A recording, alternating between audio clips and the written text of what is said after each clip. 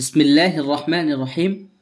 প্রিয় শিক্ষার্থীবৃন্দ, আজ আমরা অধ্যয়ন করব আল আদাবু ওয়াল বালাগাতু ওয়াল আরুদ কিতাবের দ্বিতীয় দর্স। এই কিতাবটি আজহারের মাআহিদুল বুউস আল ইসলামিয়া এর তৃতীয় মাধ্যমিক শ্রেণীর জন্য নির্ধারিত। চলুন শুরু করি।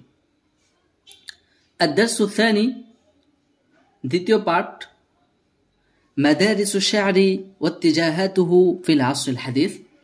আধুনিক যুগে কাব্যধারা ও তার প্রবণতাসমূহ। عرفت في الدرس السابق أن مجموعة من الركائز قد أسهمت بدور كبير في إحياء نهضة الأدب।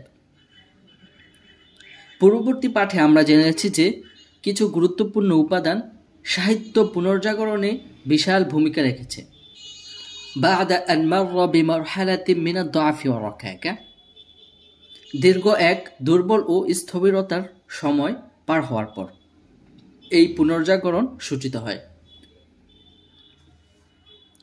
وقد كان للمدارس الشعرية التي تعاقبت مع بدايات القرن العشرين دور بارز في الارتقاء بالشعر والعودة به إلى عصور الازدهار। বিশেষত বিংশ শতাব্দীর সূচনার পর যে বিভিন্ন কাব্যিক আন্দোলন গড়ে ওঠে তা কবিতার মানোন্নয়নে এবং তাকে পূর্ববর্তী গৌরবময় যুগে ফিরে নিতে গুরুত্বপূর্ণ ভূমিকা পালন করে।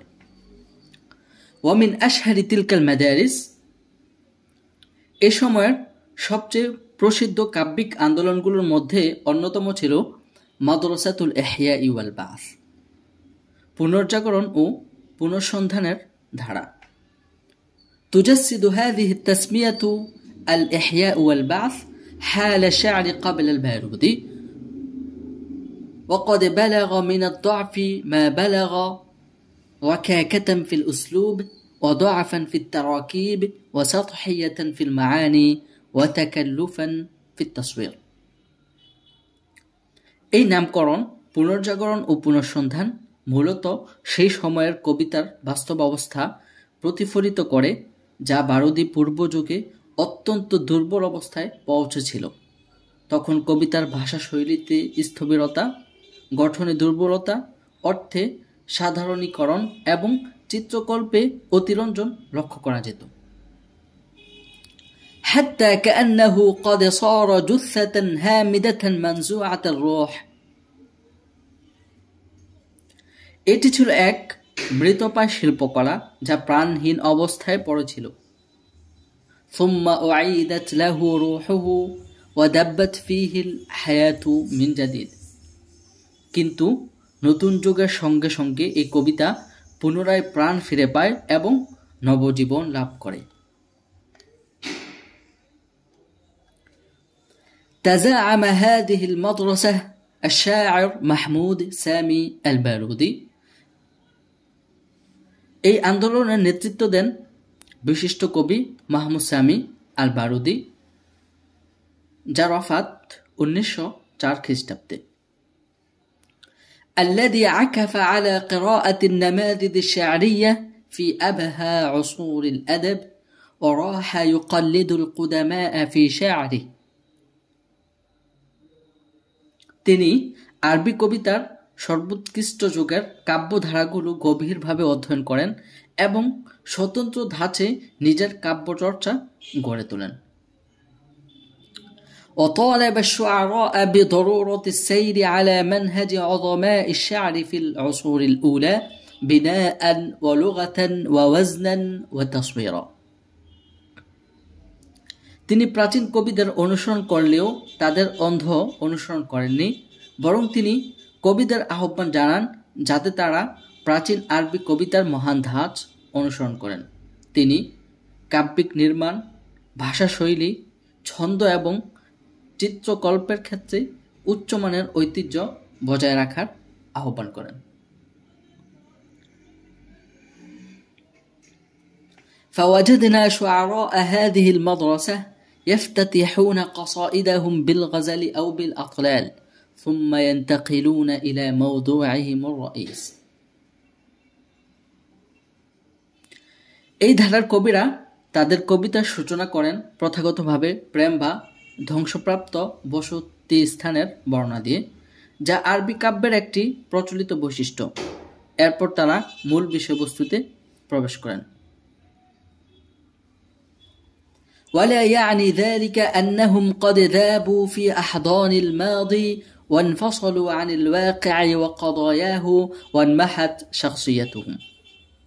তবে এর অর্থ এই নয় যে তারা কেবল অতীতের প্রতি আসক্ত হয়ে পড়েছিলেন এবং সমকালীন বাস্তবতা ও সমাজ থেকে বিচ্ছিন্ন হয়ে গিয়েছিলেন। إنما كان ذلك وذاك فقد عبروا عن ذواتهم وعالجوا مشكلات مجتمعاتهم। বরং তারা তাদের নিজস্ব কণ্ঠস্বর বজায় রেখেছেন এবং সামাজিক সমস্যাগুলোকে তুলে ধরেছেন। ولا أدل على ذلك من أنهم استحدثوا موضوعات لم تكن معروفة من قبل। প্রকৃতপক্ষে এই ধারার কবিরা এমন অনেক নতুন বিষয়বস্তু কবিতায় সংযোজন করেন যা অতীতে প্রচলিত ছিল না। كالشعر الوطني والاجتماعي والشعر المسرحي والملحمي। উদাহরণস্বরূপ জাতীয়তাবাদী কবিতা, সামাজিক বিষয়কেন্দ্রিক কবিতা, নাটকীয় কবিতা ও মহাকাব্যিক কবিতা। كما فعل شوقي وأحمد محرم। যেমনটি আমরা কবি আহমদ শৌকী ও আহমদ মুহরাম এর কাব্যে দেখতে পাই। كذلك شاركوا بأشعارهم في الحياة السياسية। এমনিভাবে এই আন্দোলনের কবিরা তাদের কবিতার মাধ্যমে রাজনৈতিক জীবনে সক্রিয়ভাবে অংশগ্রহণ করেন এবং সমাজের মানুষের মধ্যে চেতনা সৃষ্টি করেন। وفي ذلك يقول البارودي محرضا الشعب على الانضمام للثورة العربية। এই প্রসঙ্গে কবি আল বারুদি জনগণকে রাজনৈতিক আন্দোলনে অংশগ্রহণের জন্য উদ্বুদ্ধ করে বলেন, فيا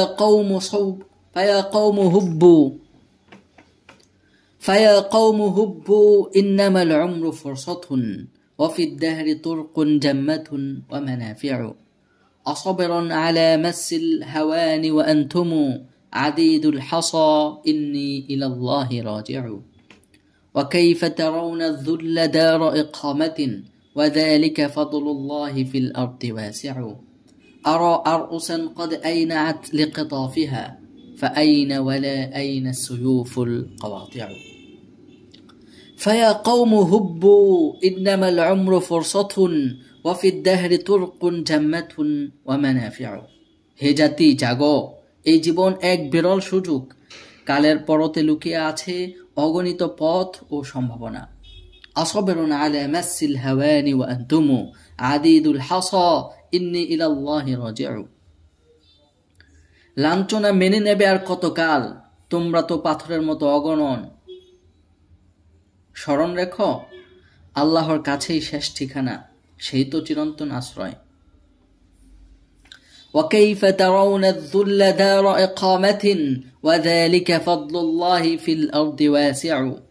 কিভাবে মেনে নেবে অপমানের সেই বাসস্থান, আল্লাহর কৃপায় তো পৃথিবীর বুকে অফুরন্ত বিস্তার।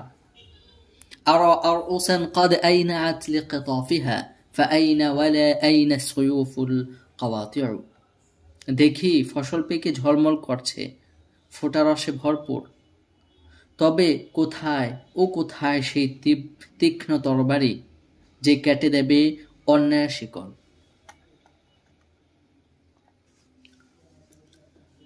وهو نفسه يقول متغزلا। অপর এক কাব্যে কবি মাহমুদ সামি আল বারুদি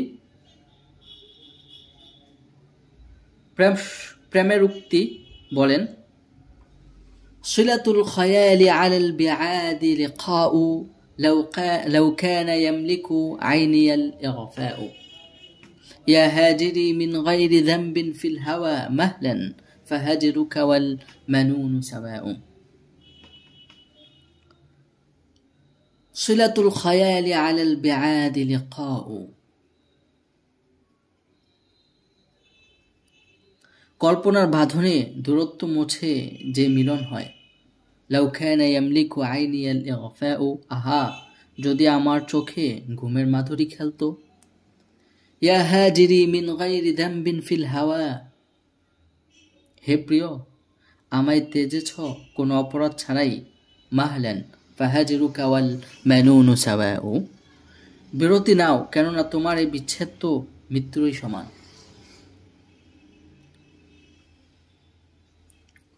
ويقول البيرودي عن دوره في إحياء الشعر، কবিতা পুনর্জাগরণের কথা বলে ইমাম বারুদি বলেন, أحييت أنفاس القريض بمنطقي وصرعت فرسان الأعجاج بلهذمي، أحييت أنفاس القريض بمنطقي, আমার কথার জাদুতে কবিতার নিঃশ্বাসে নতুন প্রাণ ফিরিয়েছি। অসরাত ফরসান আল আজাজি বিলাহযামি, ধূলিঝড়ের দুরন্ত অশ্বারোহীদের আমি পরাস্ত করেছি আমার বলিষ্ঠ আঘাতে। ومن أشهر شعراء مدرسة الإحياء والبعث أحمد شوقي وإسماعيل صبري وحافظ إبراهيم ومعروف الرصافي وجميل صدقي الزهاوي وإبراهيم اليزدي وغيرهم। পুনর্জাগরণ ও পুনঃসন্ধানের ধারার বিখ্যাত কবিদের মধ্যে রয়েছেন আহমদ শৌকি, ইসমাইল সাবিরি, হাফিজ ইব্রাহিম, মারুফ আর রসাফি, জামিল সিদ্দিকী, ইব্রাহিম আল ইয়াজদি এবং আরো অনেকেই। ومما لا شك فيه أن هذه المدرسة قد تركت أثرا عظيما امتد في الأجيال المتعاقبة التي ظلت تتمسك بالتقاليد الموروثة। নিঃসন্দেহে এই ধারার প্রভাব পরবর্তী প্রজন্মের উপর গভীরভাবে পড়েছিল। উত্তরসূরিরা ঐতিহ্যগত ধারা অনুসরণ করে গিয়েছে। তারা একদিকে প্রাচীন আরবি কবিতার রীতি ও কাঠামো সংরক্ষণ করেছে, وتجمع بين روح المحافظة على نهج القصيدة العربية القديمة والتعبير عن تجاربهم الذاتية والقضايا الاجتماعية والسياسية وموقفهم منها। তারা একদিকে প্রাচীন আরবি কবিতার রীতি ও কাঠামো সংরক্ষণ করেছে, অন্যদিকে নিজেদের ব্যক্তিগত অভিজ্ঞতা এবং সমাজ ও রাজনীতির বিভিন্ন বিষয়কে কবিতায় প্রকাশ করেছে। وبخاصة الشاعر أحمد شوقي الذي قاد مسيرة المحافظة على الشعر العربي، বিশেষ করে কবি আহমদ শৌকি ছিলেন এই ঐতিহ্য সংরক্ষণের নেতৃত্বে। وفي الوقت نفسه ألبسه حللا جديدة حتى أطلق النقاد عليه رائد المدرسة الكلاسيكية الجديدة। একই সঙ্গে তিনি কবিতায় নতুন রূপ ও অলঙ্কার যোগ করেন, যার ফলে সমালোচকরা তাকে নতুন ধাঁচার ক্লাসিক্যাল ধারার অগ্রদূত বলে আখ্যায়িত করেন। حيث أتاحت له ثقافته واطلاعه على الأدب الفرنسي ومشاهدته مسارح أوروبا أن يتأثر بذلك كله، فانعكس ذلك على شعره। শৌকির সমৃদ্ধ জ্ঞান, ফরাসি সাহিত্য পাঠ এবং ইউরোপীয় মঞ্চ নাটক প্রত্যক্ষ করার অভিজ্ঞতা তার কবিতায় ও সৃজনশীলতায় রচনায় প্রতিফলিত হয়।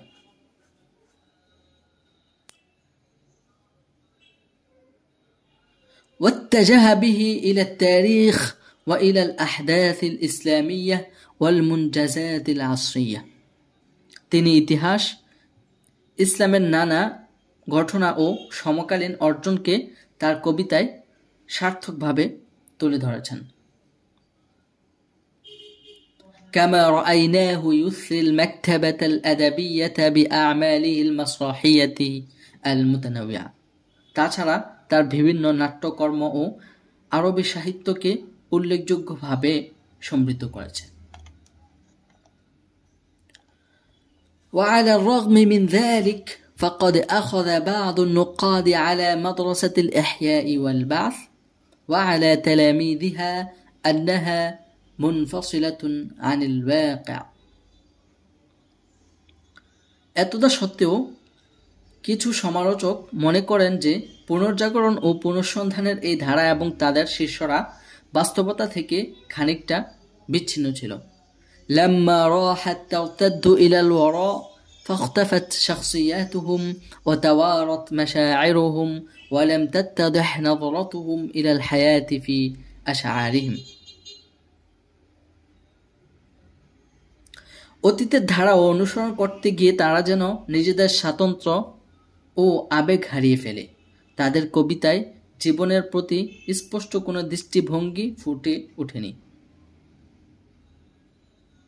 وأنهم يعتنون بالشكل دون المضمون। অনেকে অভিযোগ করেন তারা কবিতার আঙ্গিককে বেশি গুরুত্ব দিয়েছিল, বিষয়বস্তুকে নয়। ولعل الأستاذ عباس محمود العقاد من أكثر من وجهوا سهام النقد لهذه المدرسة। বিশেষ করে আব্বাস মাহমুদ আল আক্কাদ ছিলেন এই ধারার অন্যতম কঠোর সমালোচক। حيث ذكر في كتاب الديوان في الأدب والنقد الذي ألفه وزميله شكري انتقادات لاذعة।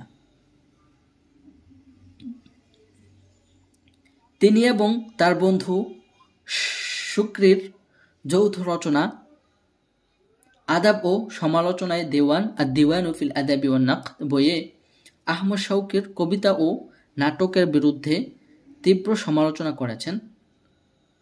قد تتجاوز النقد إلى الهجاء والسخرية لأشعار أحمد شوقي ومسرحياته، যা কখনো কখনো রীতিমতো ব্যঙ্গ ও বিদ্রুপের পর্যায়ে চলে যেত।